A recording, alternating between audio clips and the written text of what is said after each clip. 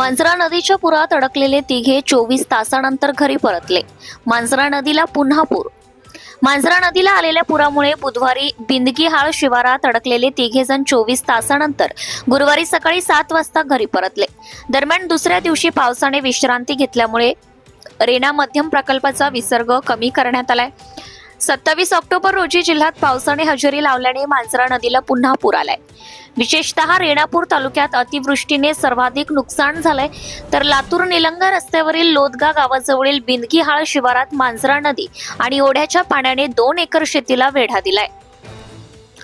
यामध्ये मधुकर श्रीपती शिंदे, दयानंद वाघंबर भोसले, महेंद्र अण्णाराव शिंदे हे तिघे जण अडकले होते. रात्री त्यांच्यापर्यंत पोहोचणे शक्य नव्हते. तसेच तिघेही पत्र्याच्या शेडमध्ये सुरक्षित होते. त्यामुळे त्यांना तिथेच थांबण्याचा सल्ला देऊन प्रशासन आणि गावकरी यांच्यात संपर्कात होते.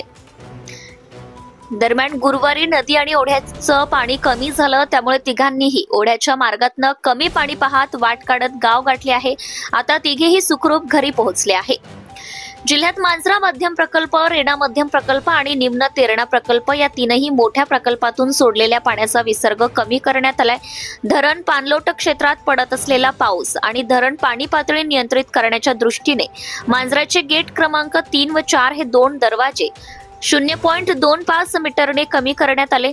सद्यस्थितीमध्ये मांजरा नदी पात्रात 49.48 क्युसेक इतका विसर्ग सुरू आहे.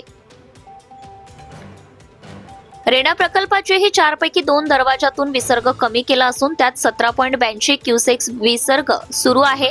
तेरणा प्रकल्पाच्याही 2 दरवाजांद्वारे 21.71 क्युमेक्स इतका विसर्ग नदीपात्रात सोडण्यात येणार आहे. त्यामुळे नदीकाठच्या गावांना सतर्कतेचा इशारा यावेळी देण्यात आलाय.